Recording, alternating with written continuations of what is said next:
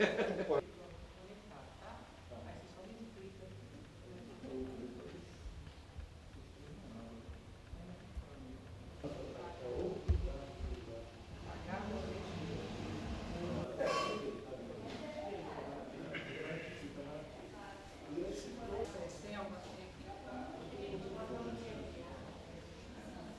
bom, Roberto, tá bom? 2 presentes para... Ah, muito obrigado.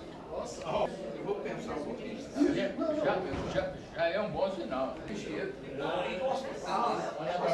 Foi um deputado. Falar comigo Foi um deputado mineiro.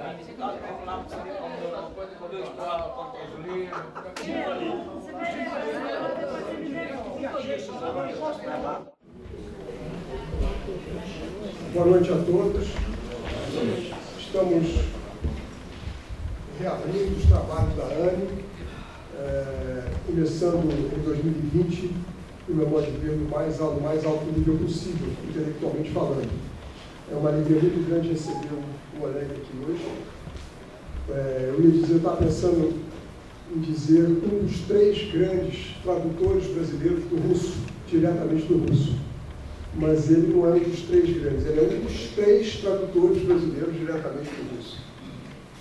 O Oleg faz companhia a Rubens Figueiredo e Paulo Bezerra. Então, e aqui hoje vocês estão vendo as obras traduzidas pelo Oleg, 2 de Dostoiévski e uma de Leon Tolstói, e são trabalhos excepcionais e estão aqui em exibição exatamente para ilustrar a palestra do Oleg de hoje. E hoje nós vamos ouvir um dos grandes, eu posso dizer isso porque eles são 3, então, e ele é grande mesmo. Eu posso atestar porque eu conheço a obra do Oleg, a obra de tradutor do Oleg. Então o Oleg vai nos falar agora e fique à vontade, Oleg. Depois, quem quiser conversar com você, conversa lá no foyer. O Oleg vai estar à disposição participando da confraternização em torno do lançamento do livro do Gilmar e também da palestra que você vai nos dar a honra de realizar agora. Muito obrigado a todos. Tem a palavra Oleg Almeida. Boa noite. Boa noite. Queridas amigas, queridos amigos, nosso amigo Fábio, ele me apresentou, eu acho, exaustivamente. A única coisa que posso dizer antes de tudo a meu respeito, que moro no Brasil há 15 anos, desde 2005, trabalho nessa área da tradução profissionalmente, também mais ou menos de 2005 para cá. Lancei 4 livros autorais, todos de poesia, e traduzi mais ou menos 30 livros do russo e menor grau do francês para o português. Então agora, a minha palestra propriamente dita. Quem é o tradutor? Aquela pessoa feita a caneta, nos dias de hoje ao laptop, cujo trabalho consiste em transpor, frase por frase, ideia por ideia, os mais diversos textos de um idioma para o outro. Brilhante linguista que se empenha em decifrar os mistérios das épocas remotas e dos países longínquos, levando-os ao conhecimento do curioso público, o escritor frustrado que se contenta em popularizar os livros de outrem, por lhe faltarem sorte ou coragem na promoção dos seus. Artesão das palavras que preza pela qualidade formal de suas versões longas e pacientemente lapidadas, a ponto de subestimar a profundeza espiritual dos originais vertidos, o provedor da aproximação cultural entre os povos, que muitas vezes nada tem em comum, além da literatura traduzida e dessa maneira compartilhada. Não sou adepto de nenhuma dessas opiniões, sejam corretas ou não. Para mim, o tradutor é, antes de tudo, um bom professor, incumbido de ensinar aos autores estrangeiros uma língua bem diferente da que deu asas à criatividade deles. Há professores que, por algum motivo, tomaram conta de uma só turma escolar, Assim foi o poeta russo Nikolai Gnevich, que dedicou a vida inteira à tradução da grandiosa Ilíada de Homero. Há mestres que criaram toda uma pleiade de discípulos talentosos. Este seria o caso de Tadeusz Bojalenski, cujo labor incansável brindou os leitores poloneses com a chamada Biblioteca de Boi, composta de quase 100 tomos traduzidos do francês. O mesmo se refere aos virtuais alunos. A quem estude aplicado e obediente, tais são as obras de Gustave Flaubert e de seu amigo Ivan Turgenev, facilmente lidas e interpretadas em qualquer parte do mundo, e quem se mostre cheio de rebeldia. Os colegas que já tentaram traduzir, digamos, Guimarães Rosa, com seus abundantes neologismos herméticos até para os conterrâneos dele, não lhe permitiriam mentir acerca das dificuldades técnicas desse tipo de tradução. Aliás, poderia citar as minhas próprias experiências com os autores que traduzo dia após dia. Fyodor Dostoiévski é um aluno problemático. Seu estilo me tira a volta e meia do sério. Parece que o escritor não atenta absolutamente para o lado estético de seus livros, escrevendo tudo quanto lhe passa pela cabeça, sem se importar com o conforto de quem for lê-los. Será que não daria para trabalhar um pouco mais a forma? Venho travar uma conversa imaginária com ele, desde que o conteúdo é tão exímio assim. Sabe, diminuir o tamanho das frases, evitar essas frequentes repetições e, sobretudo, essas contradições que deixam o leitor, por mais que se habitue à sua escrita de queixo no chão, abrir mão das palavras que constam nos dicionários, mas nunca se empregam na vida cotidiana.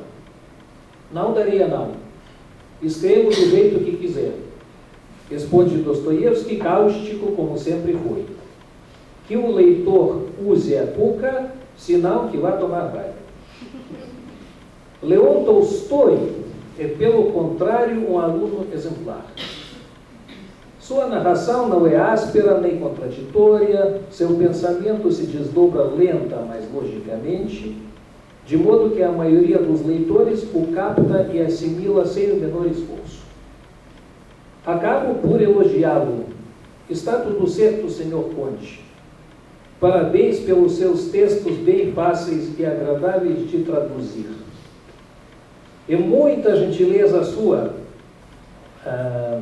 responde Tolstói em francês, como falava em vida com seus próximos. Não sei se mereço isso, no fim das contas, só procuro fazer que me entendam. Se fosse possível medir o desempenho desses corifeus russos com uma banal escala numérica, ganhariam ambos a nota 10. Dostoiévski pela complexidade linguística e Tolstói pela transparência clássica de seus escritos. E por aí vai, sendo inúmeros os obstáculos que todo e qualquer tradutor literário tem de superar em seu trabalho rotineiro, as dúvidas que o cercam, as opções e divergências que o desesperam. Em resumo, a figura do tradutor é tão humilde e ao mesmo tempo sublime quanto a do educador. Seu nome vem impresso em letras miúdas, seus honorários nem se comparam aos de uma estrela literária, porém o mérito e a glória de sua profissão revelam-se incontestáveis. Igual ao pedagogo entusiasmado com o sucesso dos antigos pupilos que cresceram e apareceram, eu me sinto todo orgulhoso de ter ensinado Baudelaire e Pushkin a falar português. E este é o maior estímulo para cumprir em vigor o meu ofício modesto e nobilíssimo. Após esta parte empírica, gostaria de comentar um pouco, de maneira mais concreta, sobre os principais princípios tradutórios aos quais me atenho em geral e sobre algumas das minhas traduções literárias em particular. Muitas das pessoas aqui presentes sabem que nasci e me formei como personalidade na extinta União Soviética e que sou, portanto, um produto legítimo do sistema soviético de ensino médio e superior.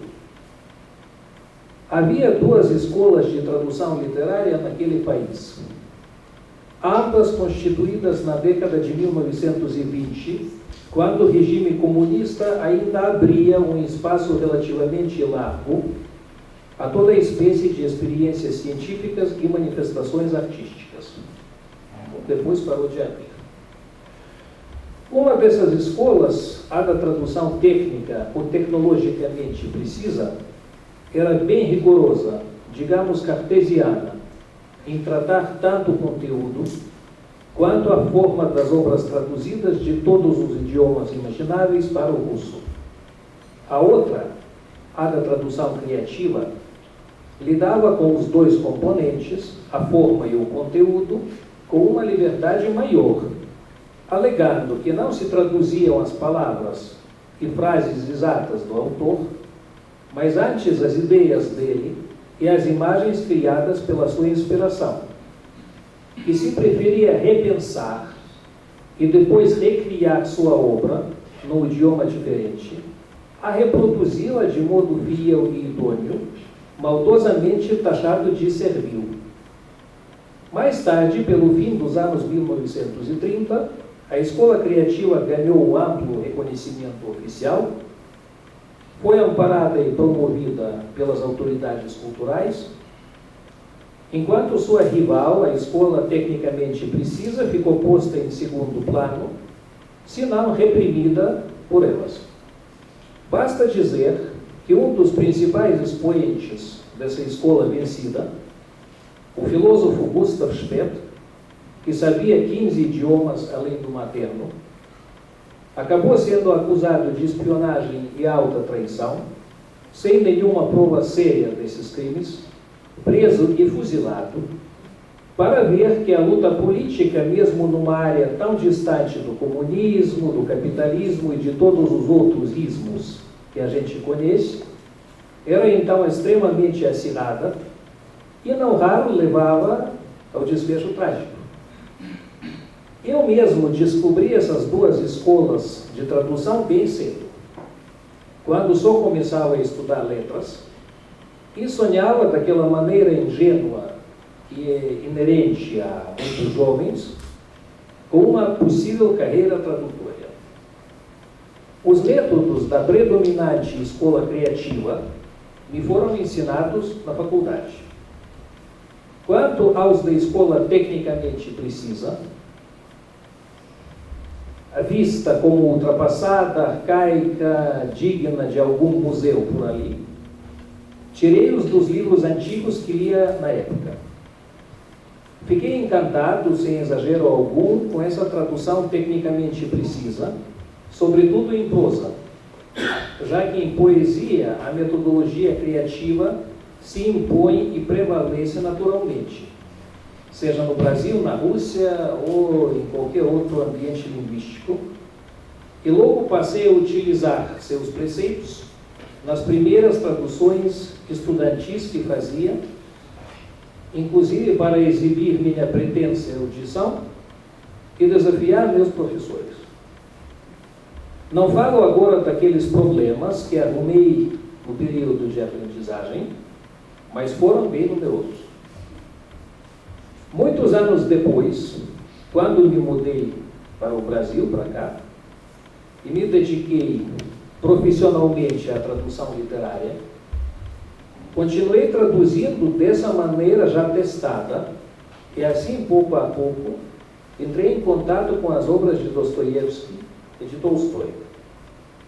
Gostaria de frisar outra vez que se trata apenas de obras prosaicas, romances e contos, porquanto a tradução tecnicamente precisa, viável e, a meu ver, desejável em prosa, pode resultar numa catástrofe literária em poesia. Ou seja, não dá para traduzir poesia de modo tecnicamente preciso. É necessário repensar, refazer, recriar a poesia num idioma diferente. E esse ponto de vista ele se impõe naturalmente por si só. Pois então, como seria a tradução tecnicamente precisa de cujos princípios lancei mão para enfrentar, por exemplo, Crime e Castigo de Dostoiévski ou Ana Karenina de Tolstói? São muito simples: a fidelidade e a autenticidade. Cheguei a pormenorizá-los, aliás, no pequeno artigo intitulado Catequese Tradutória e disponível em formato eletrônico na internet. Cada vez que me vejo encarregado de um novo trabalho, faço questão de recapitular aqui com meus botões alguns desses princípios.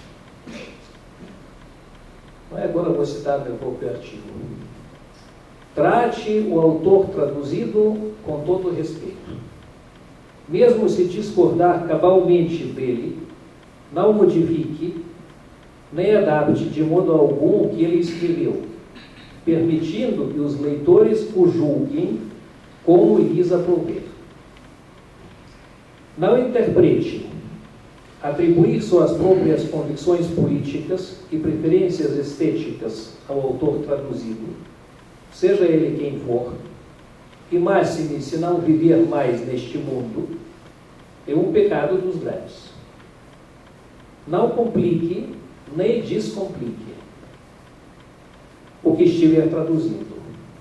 Siga os passos do autor, um por um, abstendo-se de inventar os floreios verbais que não constarem do seu texto e de clarear as passagens obscuras que dele constarem. Seja exato. Caso o autor traduzido ficar gaguejando, imite zelosamente os gaguejos dele. Caso se engasgue, tussa de igual maneira. Caso diga algum disparate, repita-o fazendo de conta que o acata em gênero, número e grau. Tomemos apenas um exemplo simples para ilustrar a diferença entre as duas traduções antagônicas, a tecnicamente precisa e a criativa, e demonstrar quão complicado pode ser, vez por outra, este meu trabalho. Que, na verdade, poderia citar vários exemplos, mas não seria mais uma palestra, seria uma enciclopédia. Então, vejamos apenas uma frase transcrita de um livro famoso. Um livro que é conhecido no mundo inteiro, pelo mundo agora. Provavelmente, a paciente convalescerá de novo, só que depois novamente adoecerá de novo e finalmente morrerá. Quem é o autor dessa frase comprida, pleonástica e meio difícil de ler? Dostoiévski em pessoa, cujas obras contêm uma profusão de frases do mesmo feitio. De acordo com sua biografia, era um homem muito infeliz e se viu durante a vida toda perseguido pelos credores e agiotas, pressionado pelos editores inescrupulosos, tendo de entregar manuscritos para ontem e de resgatar os pertences de sua família, inclusive as roupas de baixo, e penhorava volta e meia a fim de suprir as necessidades básicas dela. Percebe-se a olho nu que seus romances mais aclamados foram compostos às pressas, literalmente ao correr da pena, com pouca ou às vezes nenhuma lapidação estilística, e Dostoiévski não gostava de termos breves, como depressa ou rápido, trocando-os a miúde por apressadamente e até mesmo apressadinhamente. E não se limitava a chamar um dos seus personagens de calvo, mas insistia em adjetivá-lo de calvo e careca. Dostoiévski, ele nunca escreve calvo. que nos romances Humilhados e Ofendidos, os demônios, sempre se repete a mesma fórmula, calvo e careca. Fulano era um sujeito de uns 45, ou quem sabe talvez de uns 46 anos, gordo, pançudo e barrigudo, calvo e careca. Esse é o original. Então, por que fazia isso? Porque era pago por Lauda, e bastante mal pago. Chegava a ganhar 4 vezes menos do que seu colega Turgenev. Precisando maximizar a extensão física dos textos que redigia, no intuito de aumentar seus honorários. Eu entendo isso perfeitamente bem, porque isso também, como tradutor, eu sou pago por Lauda. Isso dá para entender. Desse modo, se eu fosse um tradutor criativo, sentiria o tempo todo uma forte tentação de interpretar, ou melhor, de reescrever os livros de Dostoiévski naquele bonito e correto português de Machado de Assis que nós todos apreciamos tanto. Neste caso específico, produziria uma frase mais leve e mais fluida. É provável que a paciente venha a convalescer, porém, mais tarde adoecerá de novo e acabará morrendo, ou algo do mesmo gênero. Repito ambas as frases para... No original é assim: provavelmente a paciente convalescerá de novo, só que depois, novamente, adoecerá de novo e finalmente morrerá. É original. O tradutor criativo, ele colocaria mais ou menos assim: é provável que a paciente venha a convalescer, porém mais tarde adoecerá de novo e acabará morrendo. O sentido literal do original russo seria preservado na íntegra, sim, contudo não seria mais Dostoiévski. A aspereza inimitável de seu estilo truncado, caótico, enervado e enervante haveria de desaparecer na versão portuguesa, e os leitores lusófonos dessa versão criativa ficariam ludibriados. Mas, afinal de contas, quem sou eu para substituir a escrita de Dostoiévski pela minha própria escrita e ainda por cima abusar da confiança de seus leitores? Uma porção de dificuldades técnicas surge também quando se trata de traduzir as obras de Tolstói. Lá o problema decorre daquela constante influência da língua francesa, usada pelo escritor russo com plena desenvoltura em sua vida cotidiana, que transparece nos romances Guerra e Paz e Anna Karenina, além de vários textos menores. Ao analisar o original de Anna Karenina, compreendi que traduzir esse livro significaria estabelecer algum tipo de equilíbrio razoável entre os 3 idiomas patentes ou subentendidos nele: o russo convencional do século XIX, o francês culto, falado pela elite do Império Russo, e o português castiço, por um lado mais ou menos próximo do contexto histórico em que o romance de Tolstói foi concebido, mas, por outro lado, nem tão próximo assim, para não espantar o futuro leitor brasileiro. Se não levasse tais fatores em consideração, como traduziria, digamos, esta frase? Calada, enternecida, Kitty olhava para Varenka com seus grandes olhos abertos, já que ninguém olha, nem sequer poderia olhar de olhos fechados. Estranha para qualquer leitor russófono ou lusófono, ela pode ser explicada com a hipótese, um tanto temerária, mas plausível, de que antes de escrevê-la em russo, o autor tenha pensado: silencieuse, attendrie, que te regarder barrincar les yeux consulaires. O que não apenas seria normal em francês, mas obviamente traria consigo uma imagem bela e persuasiva. O conhecimento acadêmico da língua francesa, com que tenho lidado, embora em menor grau aqui no Brasil, é muito importante para decifrar as charadas desse tipo.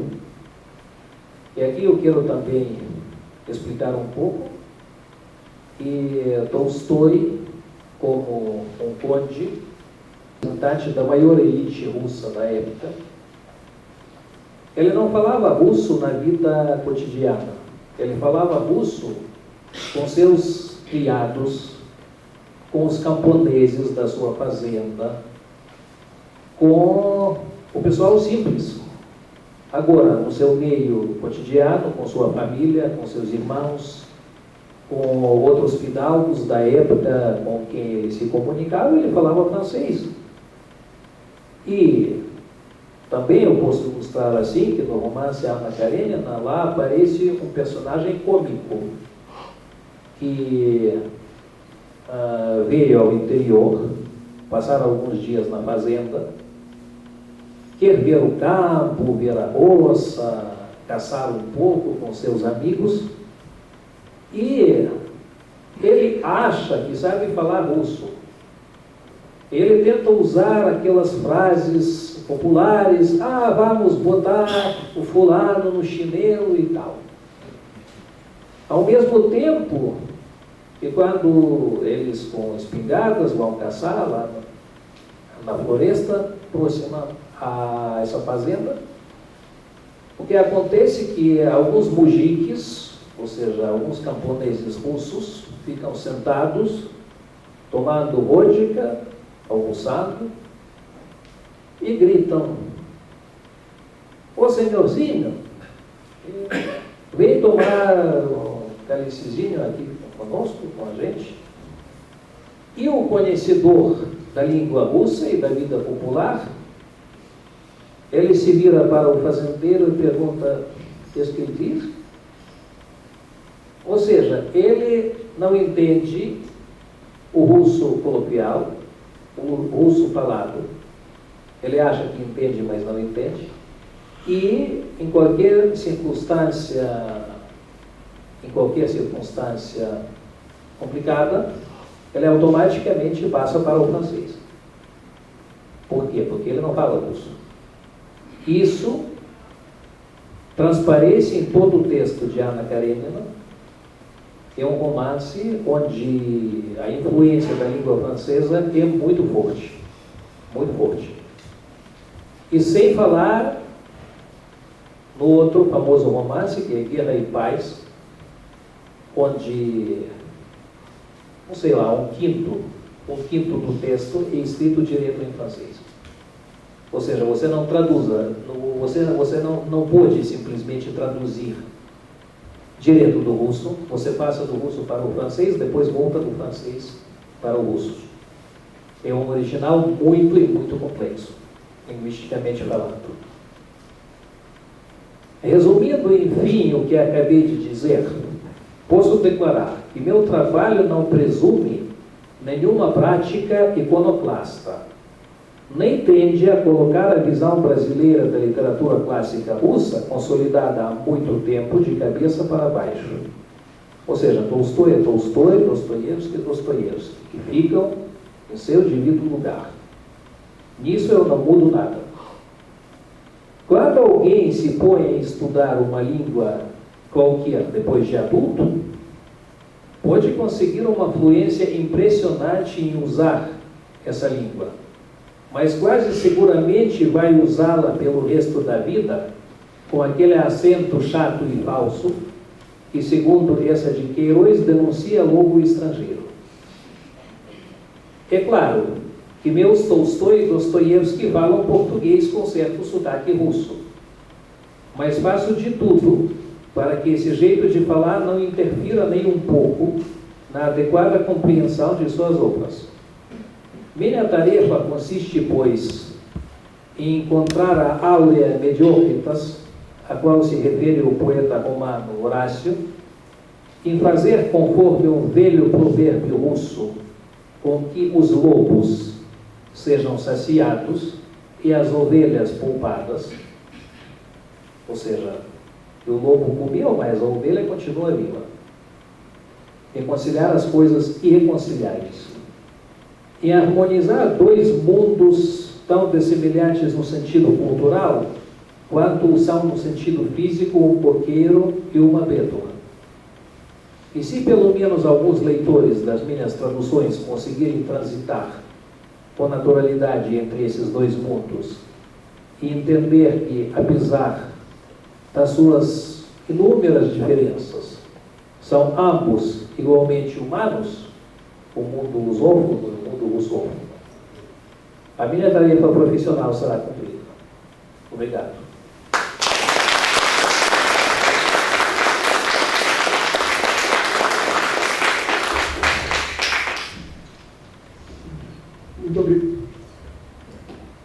Muito obrigado, Oleg. Muito importante para nós hoje termos um tradutor da dimensão do Oleg. O Oleg faz para nós, leitores lusófonos, um trabalho importantíssimo, que é nos dar acesso a uma das grandes literaturas da humanidade. Essa literatura está no corte da grande literatura italiana, da grande literatura francesa, inglesa, o alemão, o espanhol, tudo certo. Então, aliás, isso está na formação do professor Antônio Cândido, um dos princípios que nós devemos sempre ter consciência. As grandes literaturas são outras. A nossa ainda vai chegar lá. Certamente vai chegar. Não sabemos quando, mas vai. E o Oleg é um desses tradutores, um desses brasileiros, eu posso dizer, porque o Oleg é um brasileiro, um desses brasileiros, ao lado de Paulo Bezerra e Rubens Figueiredo, que nos dão acesso a essas maravilhas da literatura mundial, né? Principalmente desses dois autores em que ele se especializou. Ele tem essa peculiaridade, se já desenvolveu ao longo desses 15 anos aqui entre nós, um grande amor por nossa terra, né? E isso é traduzido também pela relação conjugal. Está aqui, a Valquíria está aqui, e o Oleg, quando chegou ao Brasil há 15 anos, era Oleg Andreyev. E o Oleg, ao se unir à Valquíria, passou a se chamar Oleg Almeida. Ele adotou o nome de sua mulher, assim como ela adotou o nome Andreyev. Então, isso é uma manifestação muito bonita, no meu modo de ver, não só de amor à sua própria companheira, mas também de amor à nossa pátria, ao Brasil que o acolheu e o acolhe e será a sua pátria, acredito que sem volta, imagino que sim, e torço para isso, porque esse trabalho é excepcional, esse trabalho que é feito por ele aqui no Brasil. Antes de nós nos dirigirmos ao foyer da ANE para confraternizar com o Gilmar, o Oleg vai responder ao longo de 5 ou 10 minutos a perguntas que algum de vocês possa ter para que a gente ilustre um pouco mais a palestra dele. Caso isso não aconteça aqui agora, o Oleg estará conosco aqui pela próxima hora, no nosso foyer, o coquetel aí em homenagem a você. Eu já lhe antecipo esse certificado que registra a alegria da sua presença aqui entre nós.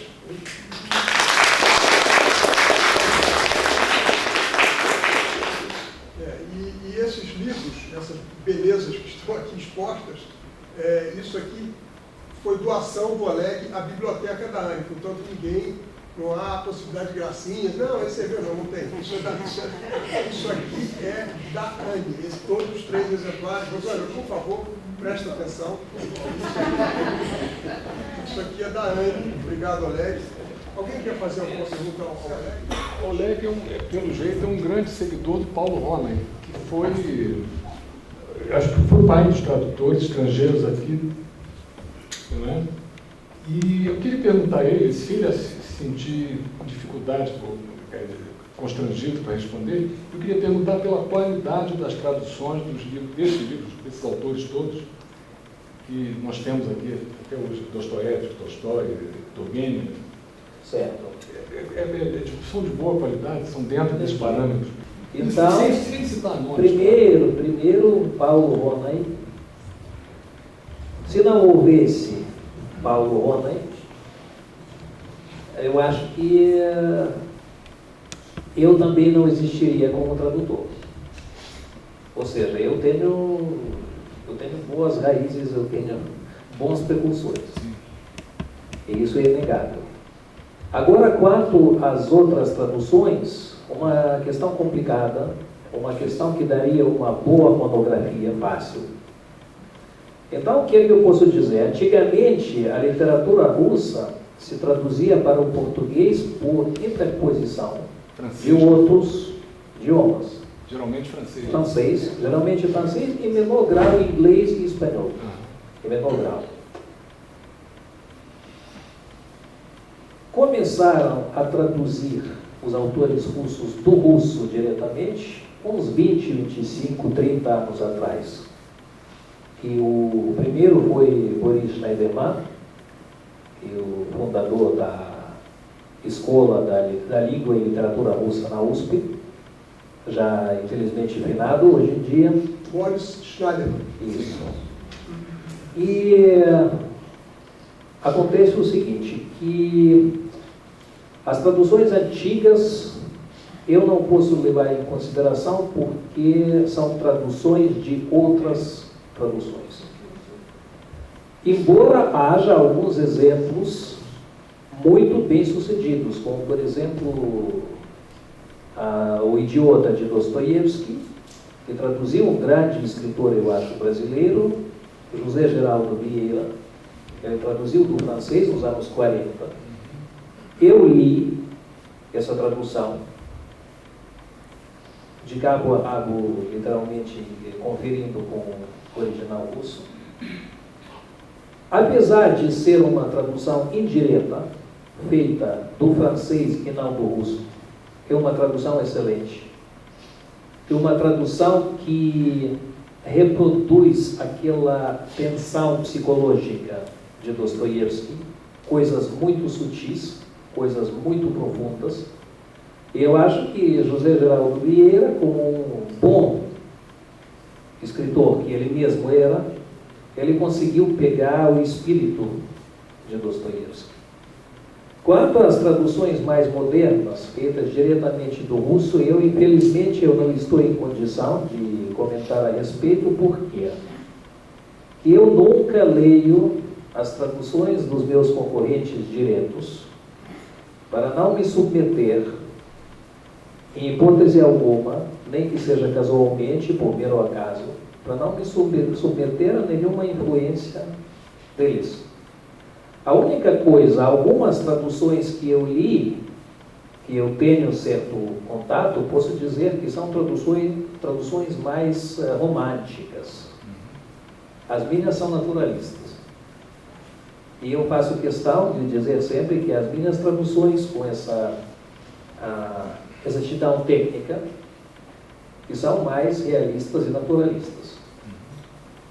Agora, a tradução romântica, ela tem todo o direito de existir, porque quem faz o veredicto final a respeito de uma tradução é o leitor.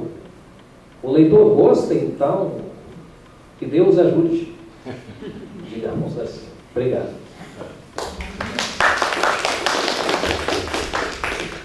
Flávio Couto, por favor. Oi, eu gastei muitos anos fazendo tradução, quando eu não podia trabalhar como professor aqui no Brasil. E você citou rapidamente, na década de 20, o esforço que foi feito lá, e eu cito aqui o Choklovsky, que conta essa história, como o Gorky montou o Instituto de Tradutores para que os melhores textos da literatura universal fossem feitos aos milhões para as crianças das escolas russas, né? O que foi um território de esforço, né?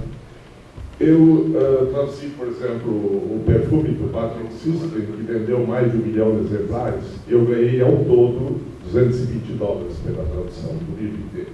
Tá? E não vale a pena trabalhar nisso aqui no Brasil. E parece que não mudou muito a situação, né?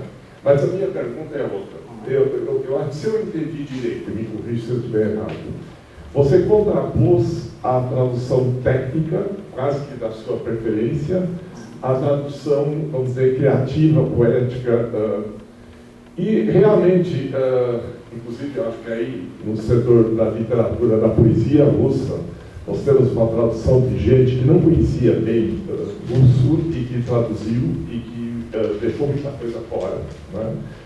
A pergunta que eu tenho é se é possível superar essa contraposição, em que a grande tradução ela tem que ser ao mesmo tempo tecnicamente precisa e ser recreativa no texto em outra língua.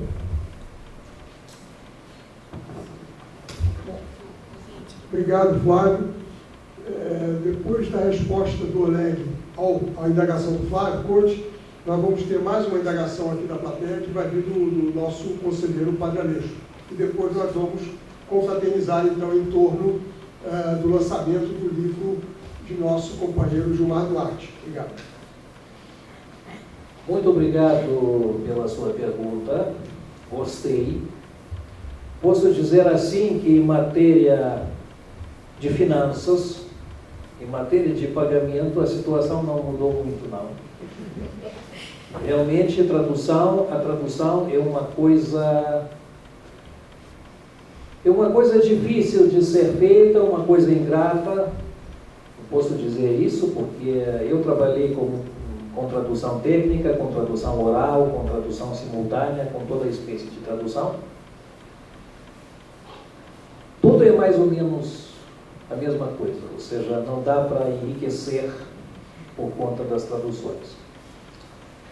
Quanto a essa oposição, não sei se é oposição mesmo, se pode se tratar de alguma luta, de algum conflito entre a tradução criativa e a tradução tecnicamente precisa, eu penso assim com base em minhas próprias experiências.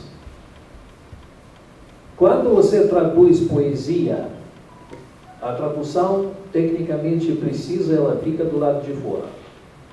Não dá, simplesmente não dá reconciliar de modo satisfatório o conteúdo e a forma, porque a língua russa, para começar, não tem sinalefa como tem a língua portuguesa. A contagem das sílabas é bem diferente. A estrutura gramatical, a estrutura léxica é bem diferente. Ou seja,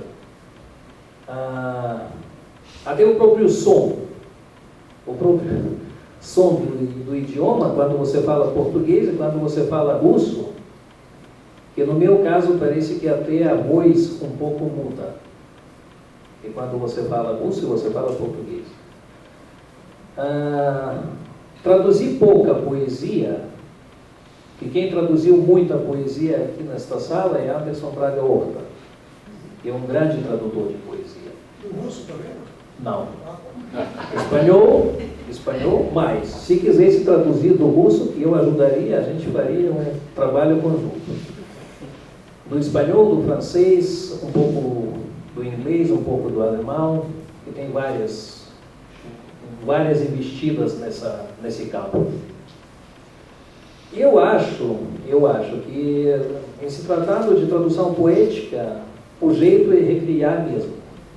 O jeito é recriar, mas, na medida do possível, o quanto é possível, sem grandes adaptações, para que o leitor sinta o tempo todo que ele não está no Brasil, ele está na Rússia. Ou seja, algumas palavras específicas, algumas locuções idiomáticas, algum ritmo incomum, eu diria, alguma coisa singular, alguma coisa diferente, para que o leitor se sinta um pouquinho um leitor russo. Não sou leitor brasileiro, mas também leitor russo. Agora, em prosa, quanto ao romance, eu acho, pelo menos para mim, eu faço essa escolha, eu vou insistir nela. A tradução tecnicamente precisa é uma questão de honestidade, eu diria, questão de honestidade, questão de tratar o leitor de um modo, ou digamos, de um modo aberto. Dizer assim: leitor, aqui está Dostoiévski. Acham que ele era grande estilista. Não é bem assim. Ele tinha seus problemas estilísticos, tinha suas contradições, tinha erros lógicos. Em cada página você acha alguma coisa. Por isso, o leitor russo, ele sente isso a cada página. Ele lê e diz: puxa vida, que é isso? Eu me lembro como eu fui obrigado a ler Crime e Castigo na escola no ensino médio. E eu estava na nona série. Na nona série, com 16 anos, eu tive de ler Crime e Castigo. Eu não entendi nada, primeiro, não entendi nada. Eu não gostei cabalmente desse romance. Não achei uma leitura muito complicada, uma leitura traumática, eu diria. E quando eu reli esse romance com 25 anos, eu vi que era uma obra-prima. Obra-prima com todos os defeitos, com todos os detalhes estranhos, com todos os detalhes esquisitos, mas era obra-prima.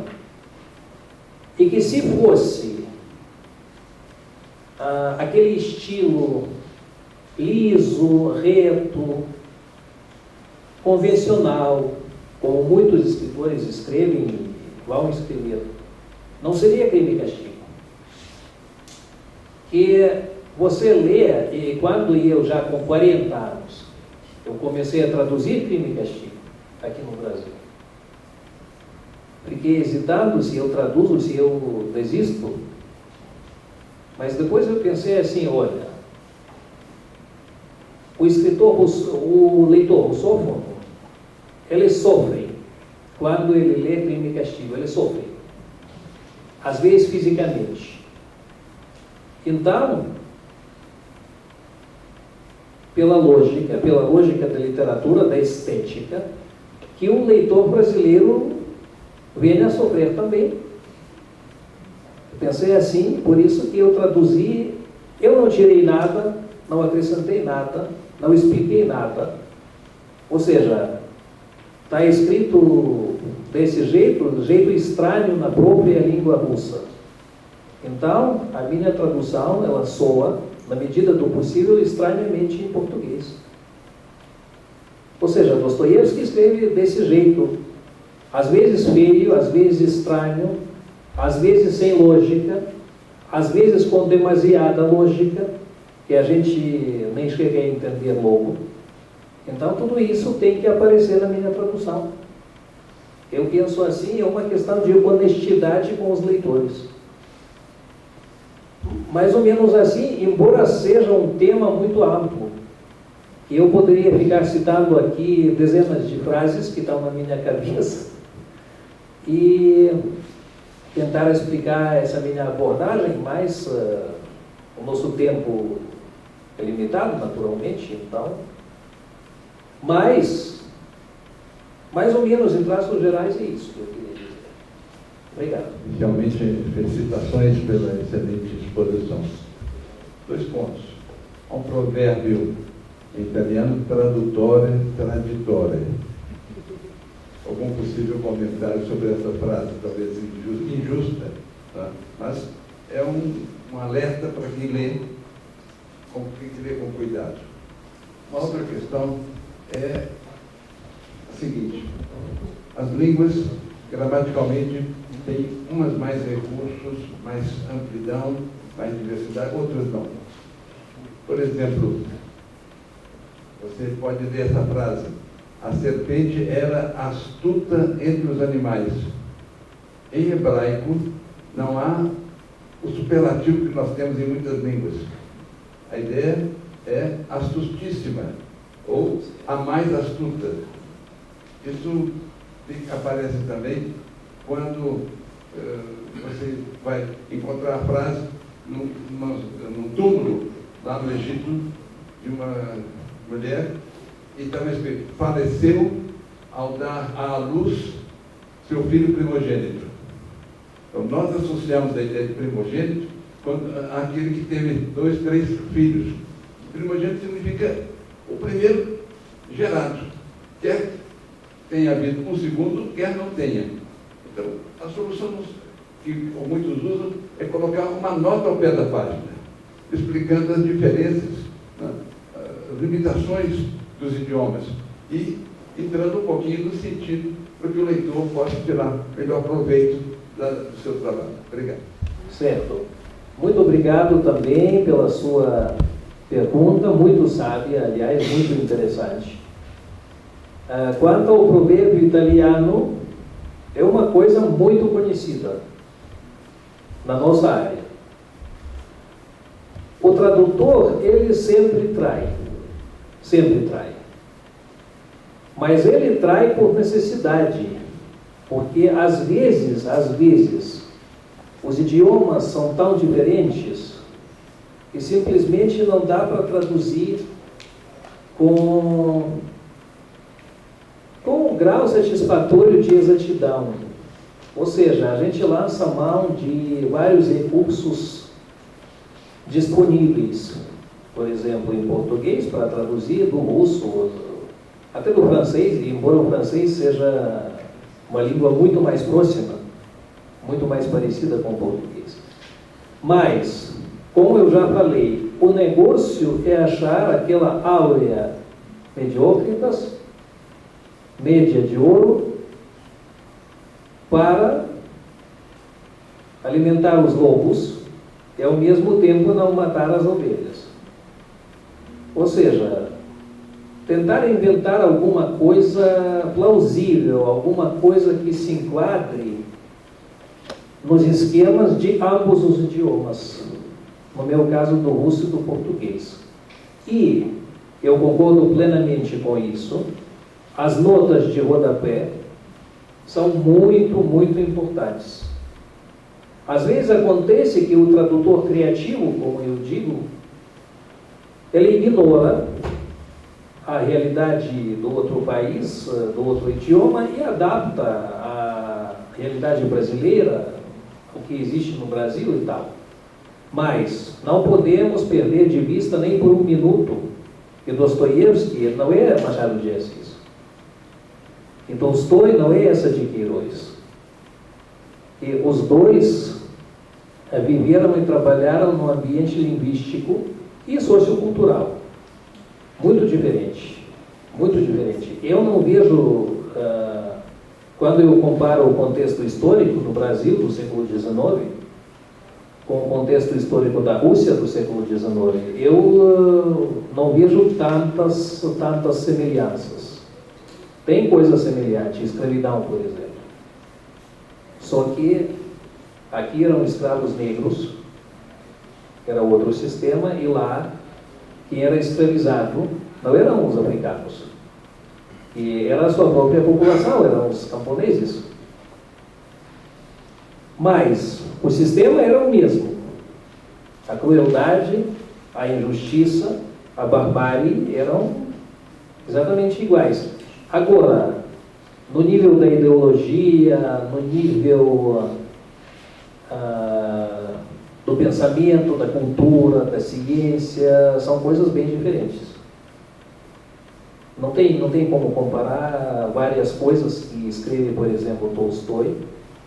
Isso fica mais perto da Europa, da França, da Inglaterra, que do Brasil.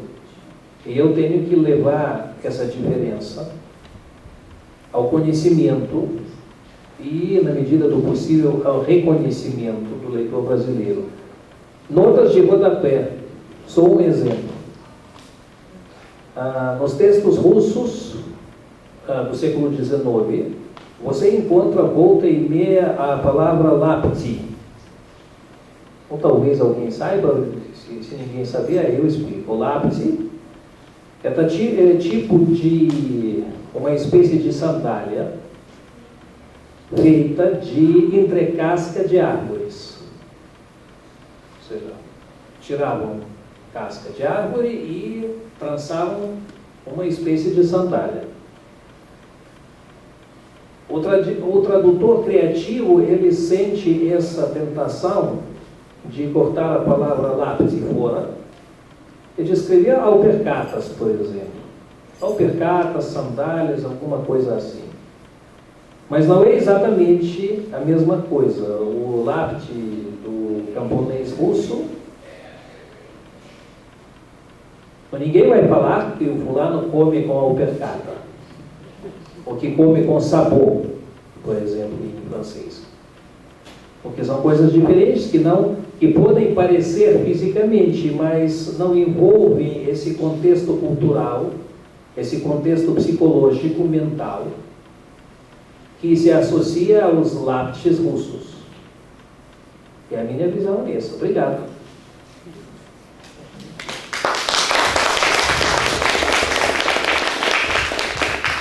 Mais uma vez, muito obrigado, Oleg, por você ter aceito o nosso convite. Foi uma alegria, uma honra, um grande prazer intelectual tê-lo aqui hoje, sem dúvida nenhuma, num momento difícil para a cultura brasileira, né? É ponto de notório, né? Como infelizmente até se viu ontem, né? Como dentro da principal repartição oficial, né? Paga por nós, aquele discurso deplorável da principal autoridade cultural brasileira. Então, nós aqui, privadamente, continuamos fazendo o nosso ativismo cultural. E esse ativismo cultural é mantido, na medida de todas as nossas possibilidades, no mais alto nível possível. E você, certamente, com a apresentação de hoje, contribuiu para isso. Muito obrigado, a presença de todos. Nós vamos agora confraternizar em torno do Gilmar, que já deve estar lá fora e está lançando o seu livro.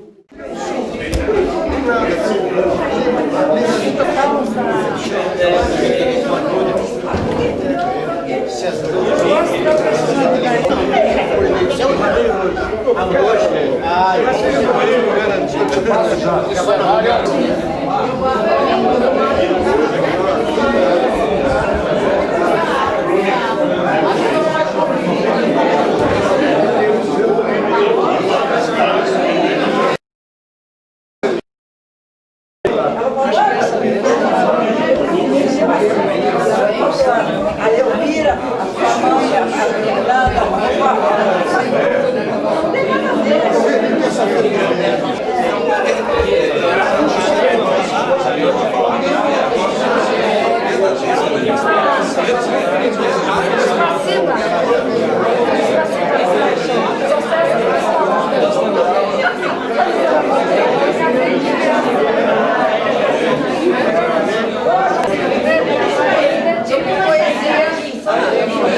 ter